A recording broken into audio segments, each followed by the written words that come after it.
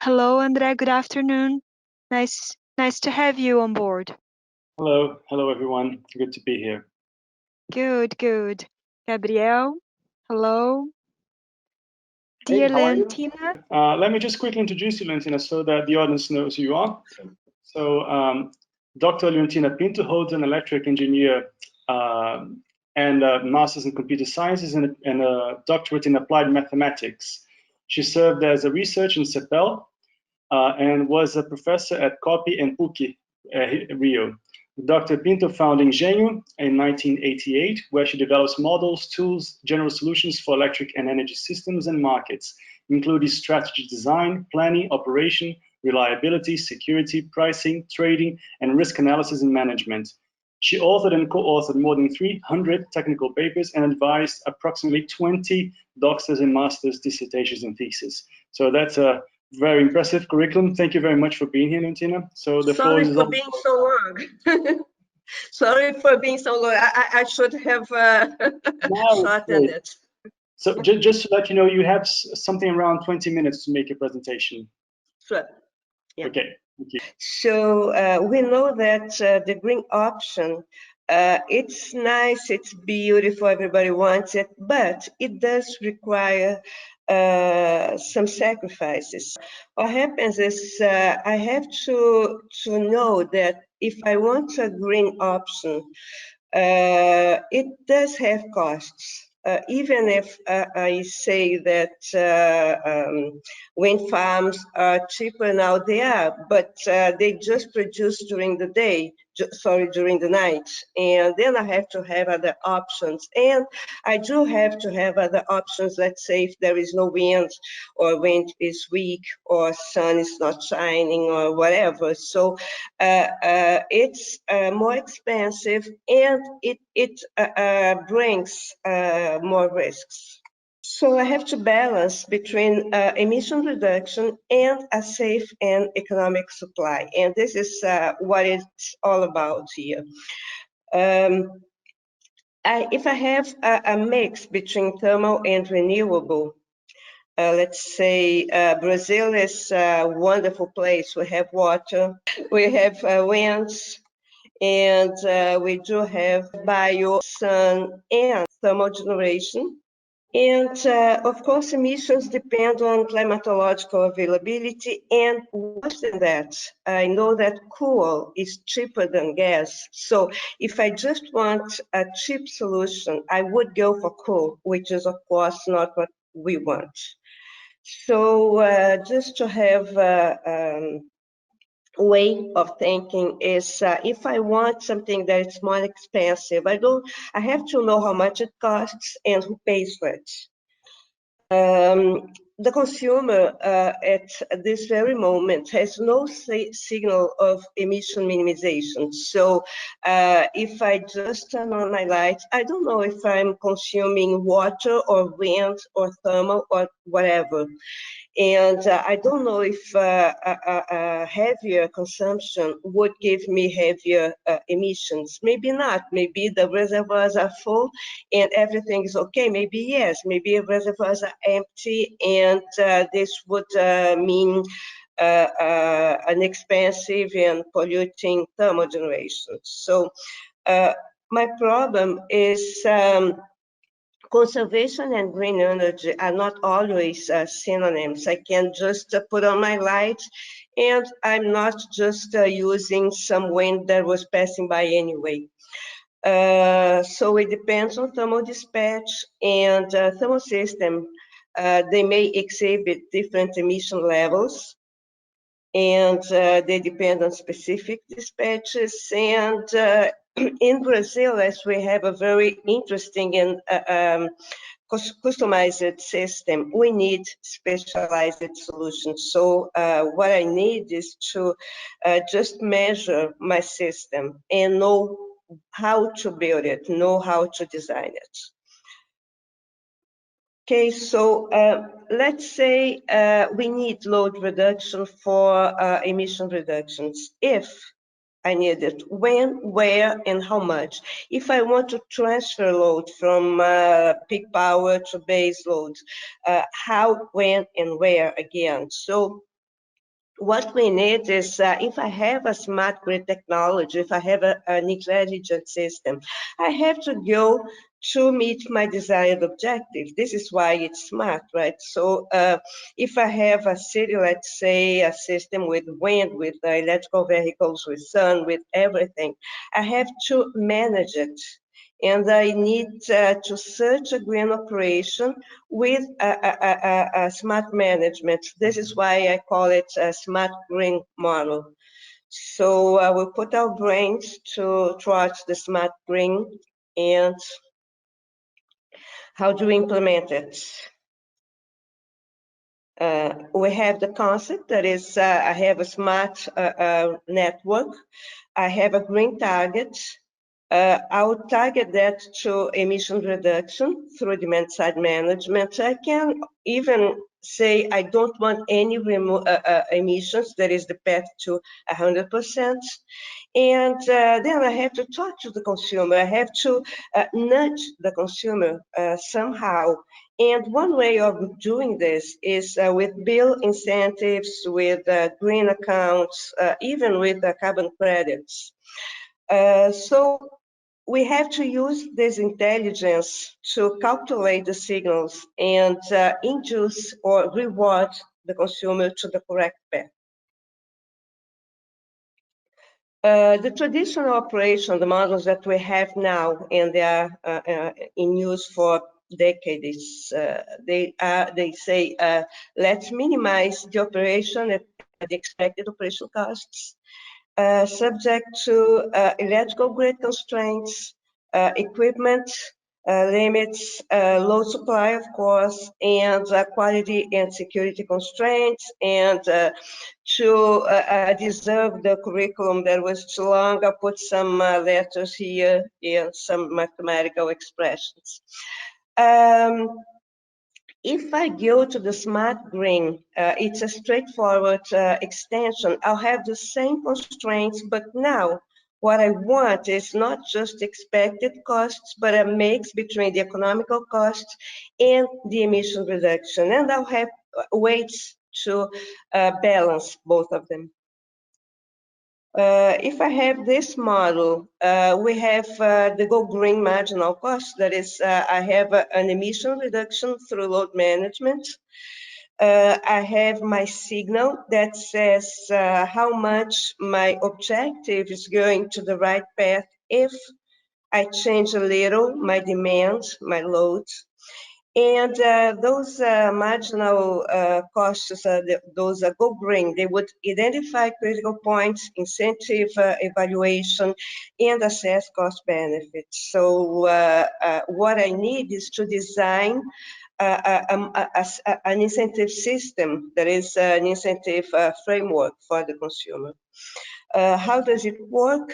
I have the control center and I have the consumer. And what I'm going to do is give them the Go Green signals, saying, look, if you just slow your load a little bit now or in an hour or next night, we will give you some money, or we'll give you a discount on your bill. And the consumer would translate that into actions. And as you see, the consumer is not a consumer anymore. It's a partner. It's a prosumer, as if you will. But it's not a fixed consumption that I cannot move. So what I want is to empower the consumer with the Go Green signals. And we have smart metering, we have smart networks, we have everything we need for that. Some figures, we made a simulation in Brazil. Let's say what happens if a consumer is willing to accept smart green signals. And we took, of course, we have a large hydro-dominated system. Hydroelectric is responsible for, let's say, it's not 90% anymore, it's maybe 80 to 85% of supply. Still, it's a huge share. We have the thermal complementation, we have different plants. One thing that is interesting is if I take a look on the thermal costs and emissions, we see that coal has a very low cost and a very high emission. So this is my big problem, because if you put it on a model, it would get all the coal it can, and then split with the others. Well, how can I face this? If you see, gas is a bit more expensive, but much less polluting. The pure economic dispatch would give me those marginal costs. I don't know if you can see, but it's around $60 average. By submarket, we have the north, northeastern, southeastern, and south separated. And this is the dispatches along the time. We can see that this is from 2012 to 2016 to 17. We have a very, very long drought, and we had to have a lot of thermal units plugged in. And we can see that coal is the source of the hour. It's we use everything we can, and we complement with gas and diesel. Total cost here should be like $26 billion for the whole period. But if I say to the consumers, look, I'll give you the go green, the marginal costs. What happens is if you calculate those marginal costs, let's say if I can change my, okay. We have a little marginal costs, in fact, because it's not that much along the time. If I can put it diluted along the time, it's not much. It would be something like $0.4 per megawatt hour, which is nothing for the Brazilian costs. And all right, we can have the dispatch now. We can see that we have much less coal, much more gas, some diesel, because we had to complement on those times that we didn't have any more sources to get. But coal is now shortened.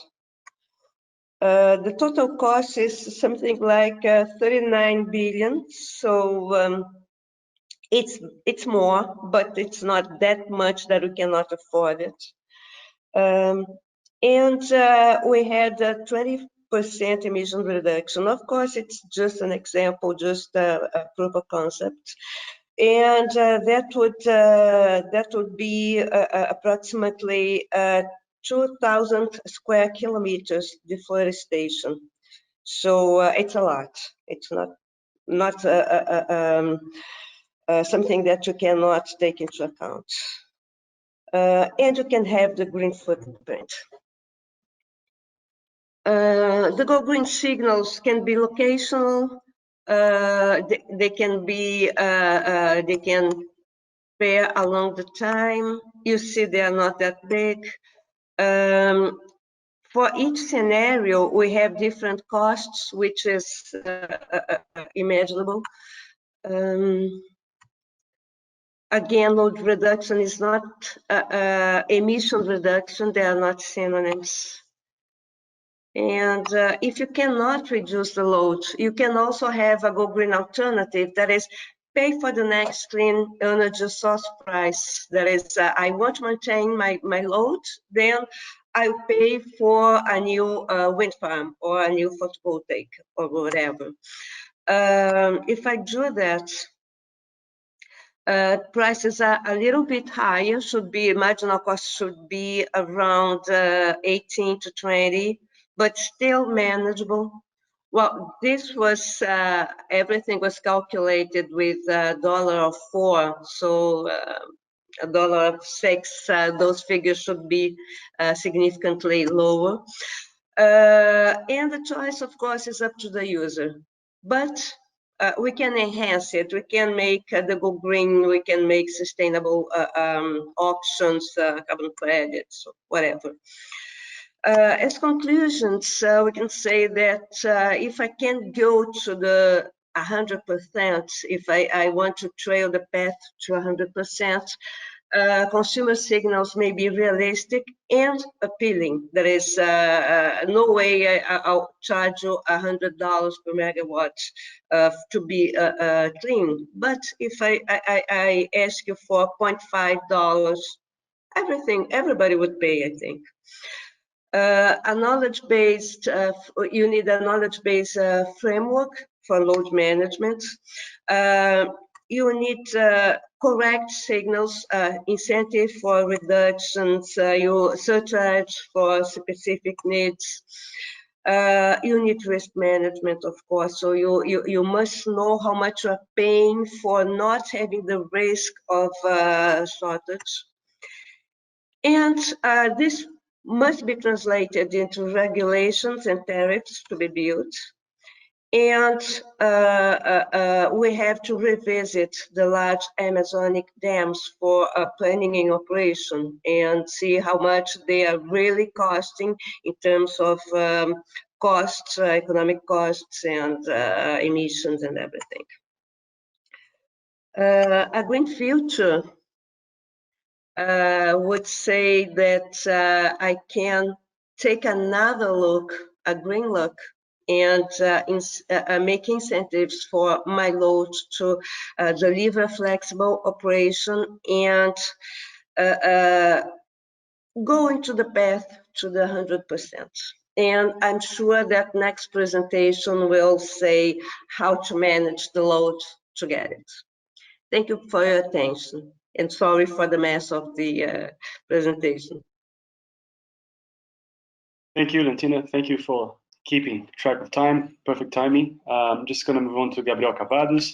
He's graduated in mechanical engineering from the Federal University of Rio de Janeiro, holds a master's degree in energy planning from COP UFRJ. He's a project management at Wärtsilä with over 10 years of experience in the Brazilian electricity sector, with emphasis on market development and flexible generation projects. Thank you, Gabriel. We'll have a 20 minutes presentation, and then we'll have time for some questions and discussions. Thank you. Floor is yours. Very good, Andrea. Thank you. It's a pleasure for me to share the panel with Leontina and yourself. I guess it's the first time, and I am very used to be the attendee of your panels. So for me, it's a real pleasure to participate together with you here to talk about flexibility, right? So I explain to everybody when I talk to my 5-year-old daughter what is flexibility, and she always says to me, Dad, my ballet teacher says that we need to be flexible, and that's the perfect meaning of flexibility, right? So here to talk with you about what is flexibility for power grids, I divided the presentation into two stages. So first of all, talking about the great transition that we are experiencing and how we are only in the beginning. By the end of this first part, I will bring what is flexibility for power generation, and it's not that different from what it is for the ballet students. On the second part, I will show to the audience and to you a study that we as Wärtsilä did a few months ago, showing how Brazil needs to expand its system flexibility in order to deal with a lot of power that's coming and will require these attributes from the grid. So if I am to move forward, I guess this is the question, right? Is our society in a path to 100 renewable system? And everybody is talking about that. You just saw Leontina's presentation.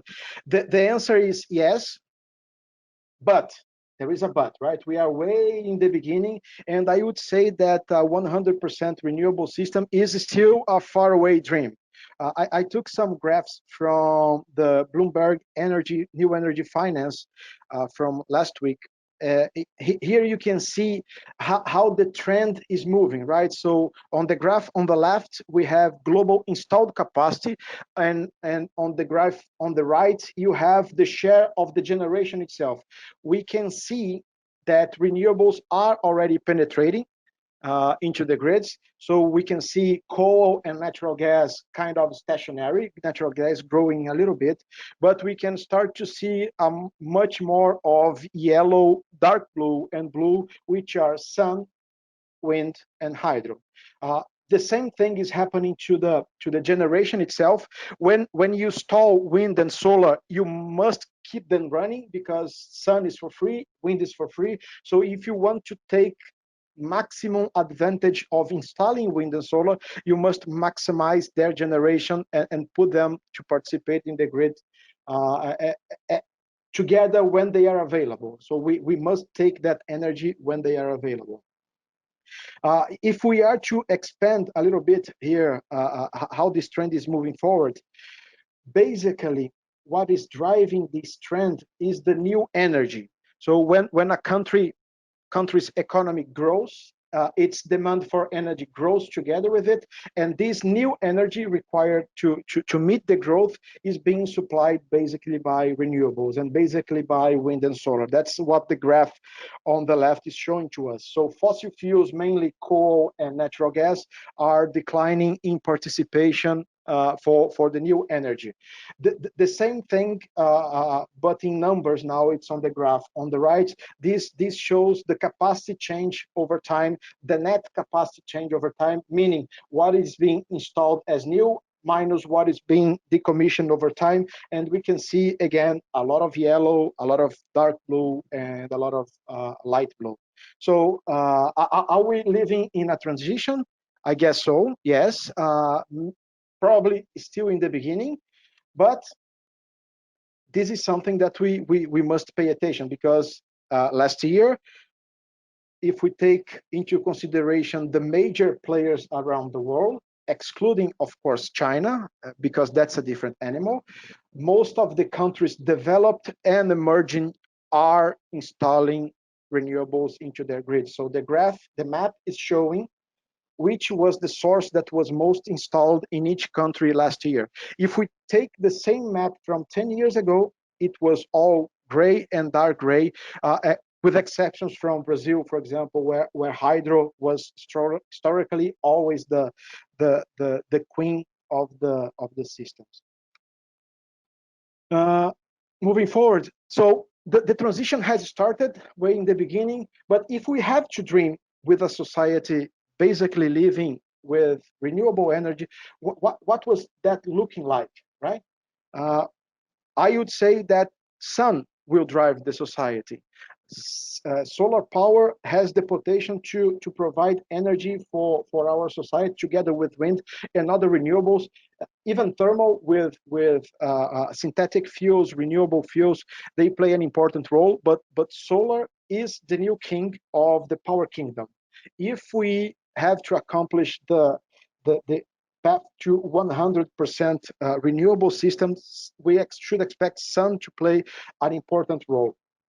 And let's close our eyes here a little bit and imagine 2050. 2050 is just an example. It can be 2060, 2070, it doesn't matter, right? It's just a number on the screen. But if we are the authorities of a country, what should we expect from a grid, from an electricity supply? We expect to be reliable, sustainable, and affordable. Everybody should be able to pay for it. It should be green, and it should not fail. It should be reliable. It should work 24/7. And what is the problem when we insert a lot of wind and solar into the grid? Let's see. The two graphs on the left are from the wind power generation on the northeast region of Brazil. The problem with wind is because it varies too much. We cannot predict when it's going to happen, and the system must be prepared to take that energy whenever it's available. So we have volatility, we have this word here called stochasticity, which means unpredictability, and we have this zero marginal cost characteristic, meaning we should not waste it. Whenever they are available, we should take it.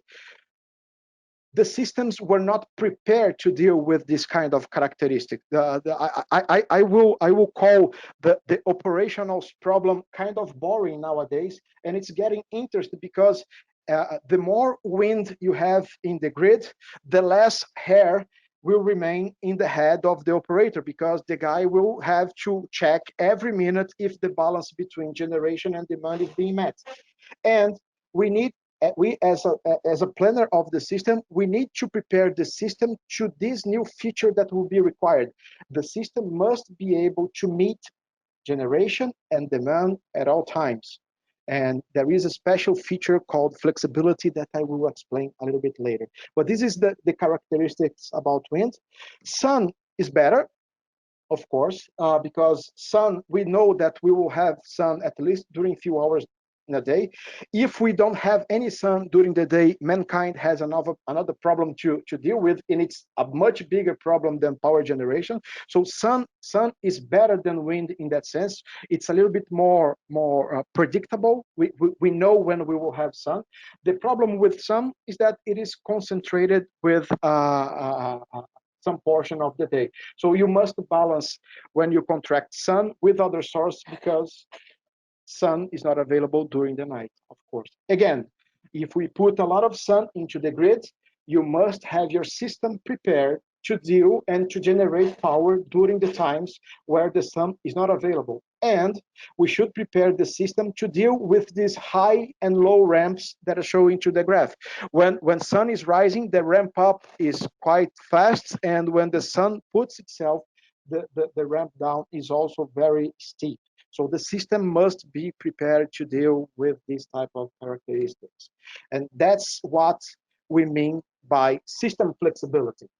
If you think about it, it's kind of the same thing that my daughter says about ballet.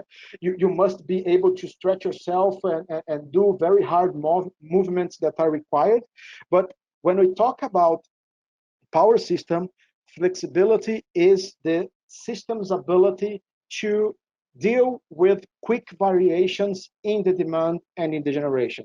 And by quick variations, we are talking about here on minute, on hourly level, because wind and sun brings this new feature into the power grids, and the power grid must be able to deal with it.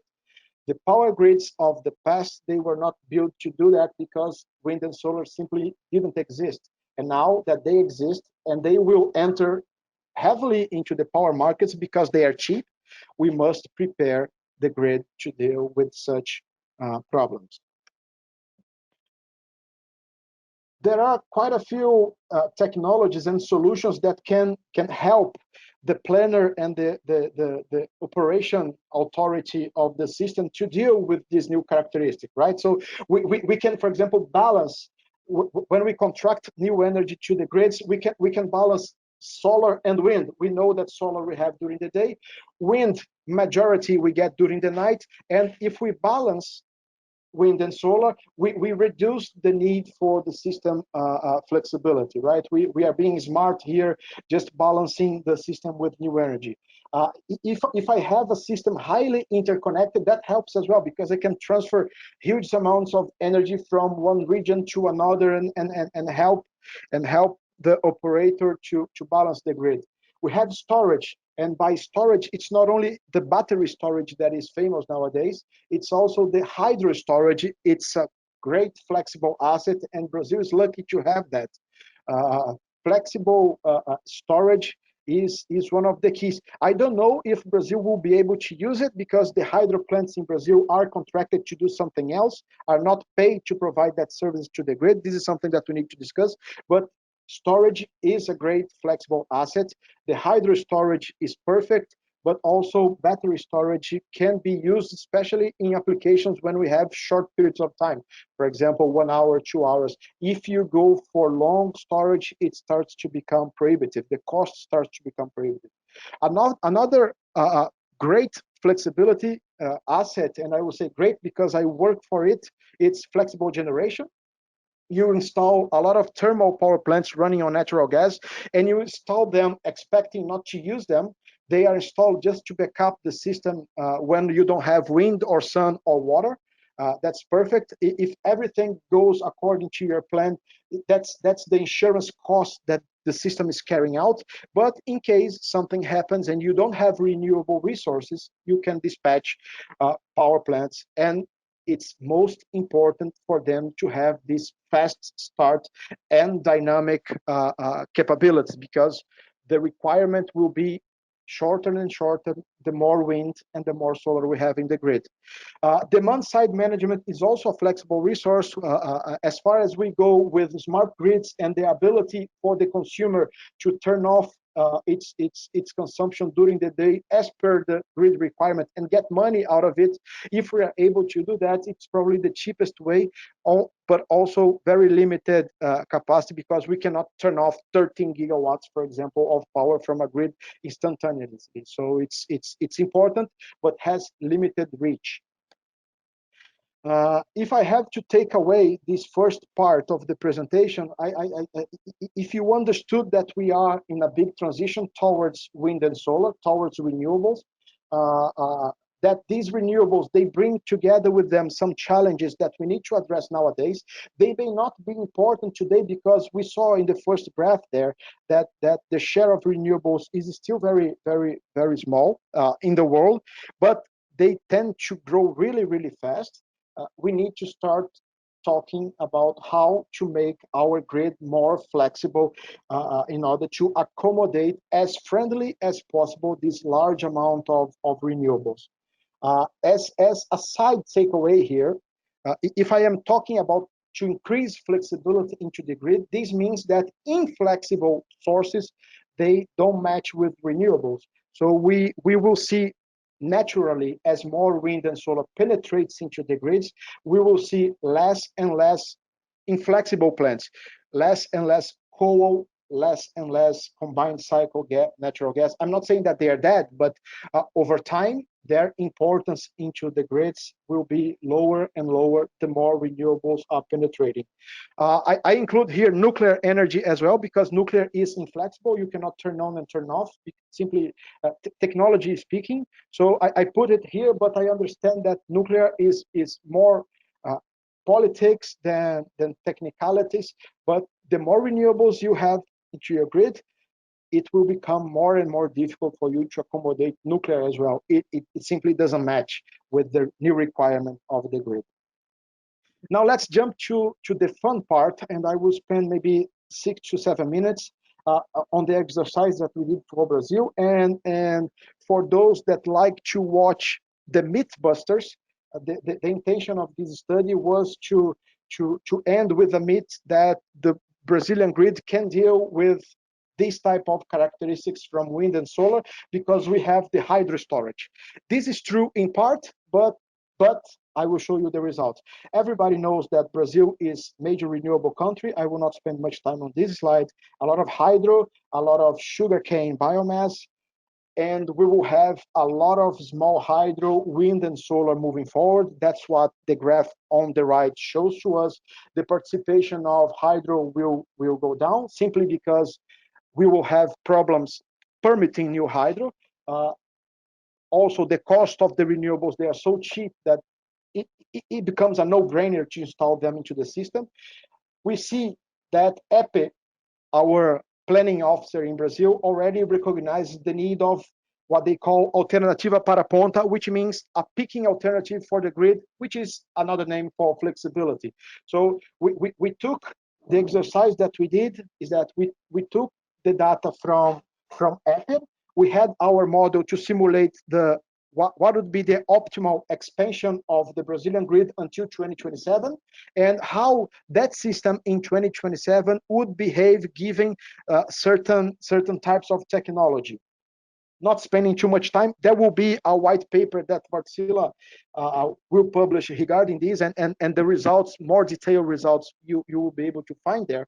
But when we run the long-term expansion of Brazil using the same premises that are available from the authorities, we come up with similar results. So EPE finds 12 gigawatts of new flexibility needs. We found 13 gigawatts. So this This is very good because we are using different approaches, different models, but the results are the same. So we are confirming that Brazil needs to increase flexibility.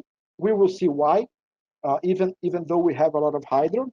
And what we did is we took these results from the long term in 2027, and we simulate these 13 gigawatts of flexibility with a lot of flexible technologies, right? So we took these 13 gigawatts and we simulate some scenarios, including no flexibility, internal combustion engines, gas turbines, battery storage, and pump storage, and say how would be how the system would behave with these technologies, and which one is the perfect fit for the country and why, right?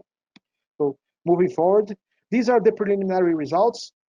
I don't know if you can see very well, but the graph from the left to the right, we can see the first graph shows the total cost of the system, and we can see that the three scenarios with flexible generation, including engines and turbines, they provide the lowest cost, mainly because they avoid unserved energy, they avoid blackouts. If you don't put flexibility on your grid, there is a high chance of you getting blackouts, especially during dry years.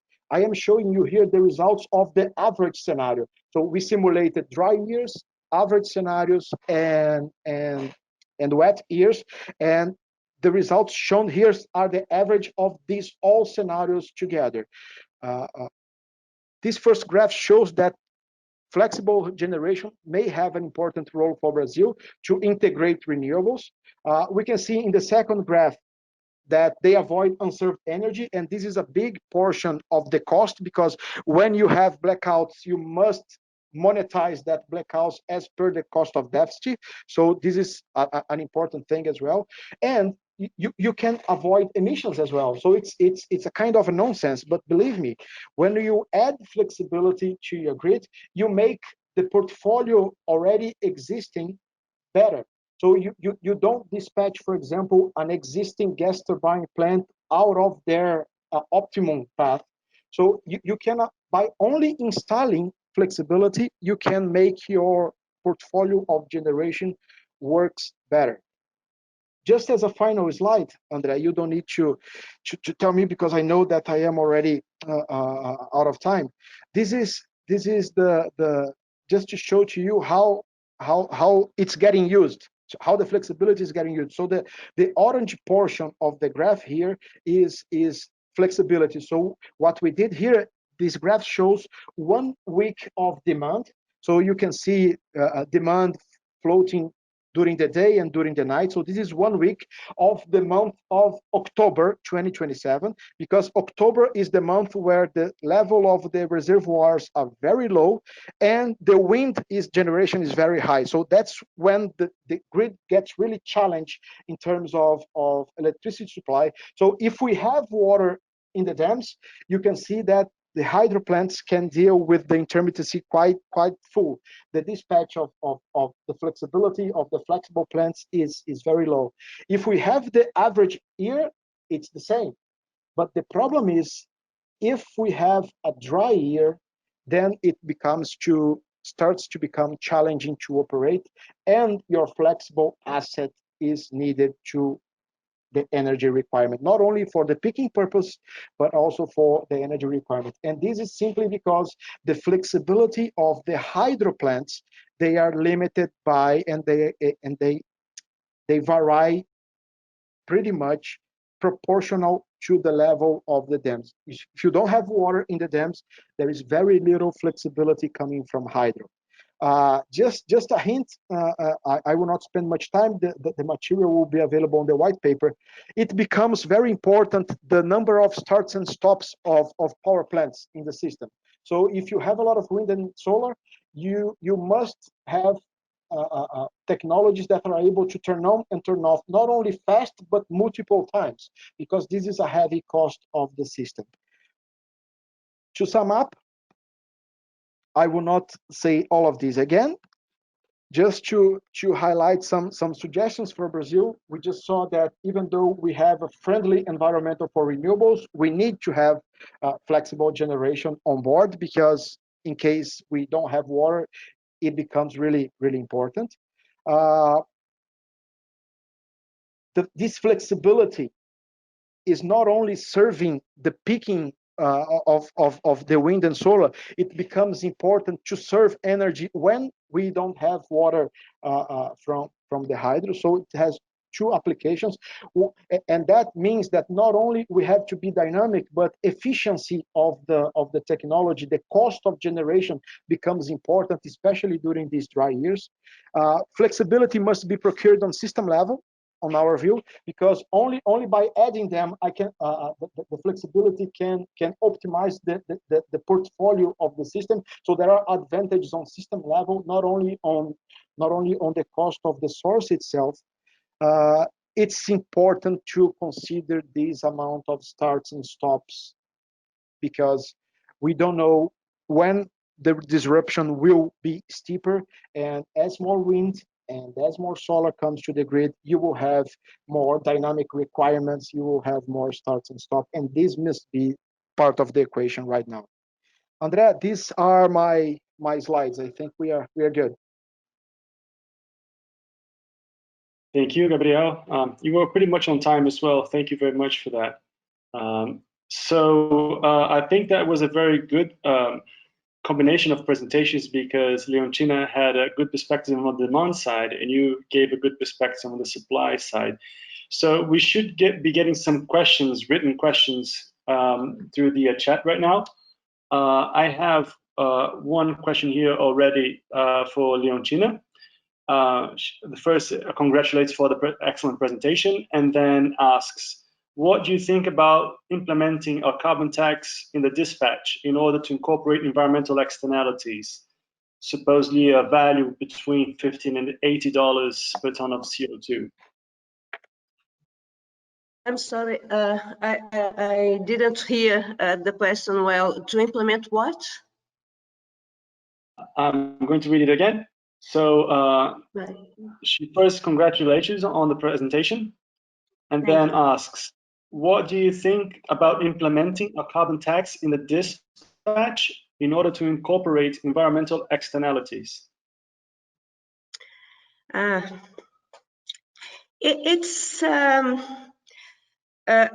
very similar to our proposal, but what we do is we get economical and environmental signals. So it's not a fixed thing or a guessing thing, but it's done all the time with the signals. So I think it's good, but it should be driven not by guessing, but by conceptual signals. I don't know if I answered the question. Well, it answered it to me. So I don't know. Can answer again if there was any clarifications that the person needs. There are any more questions here in the panel, but as people think, I think we can have some discussions. I have a few questions myself. I have actually a ton of technical curiosities with Leontina's model and with Gabriel's exercise, but I'm going to skip all of those. Maybe we can talk about that another time. Just for Leontina, I found it was very interesting that your model is pretty much focused on demand side management and the signals for consumers to actually introduce that. Given just trying to make the link to what Gabriel was saying about renewable energy generation, specifically on-site generation, distributed generation, does the model actually allow you to see the interface between demand-side management and on-site electricity production in distributed generation? And how does that turn out in the results? Oh, it really does. It points the path, because you see, if I can take the value of the renewable option, I say, okay, I can look at the network on a granularity that allows me to see the distributed points, And I can say, look, on that point, if you put something, it would save me this and this and this. So you can balance the cost of the DG and the benefits. So it's almost a driver to see where to put it and the cost benefit of each one. How it pay for itself. Thank you. Interesting. I've seen your lectures before, so I have a question also that how does that relate to policy and institutional framework that we currently have in Brazil? Because we do have the net metering system, and what do we need in terms of legal framework to accelerate the path to 100%? Very little, in fact, because what we're doing is using the existing models, so you don't have to change anything. All you have to do is make a small change on the objective function. So mathematically, it's just straightforward. If you think about regulations, there is the modernization of the sector. There are lots of discussions, but it's a discussion without a mathematical basis, or it doesn't even have to be a mathematical basis, but an economical basis for it. So we like renewables, right? But how much does it cost, how to implement, and what are the signals, and what are the cost benefits, and so on. So it's something that you have to evaluate for and offer to the society or the government or both, of course, to make a decision. So what we're proposing here is offering information to get the correct decision, not to decide, but to offer the information. Because you see, I don't like huge dams. Why not?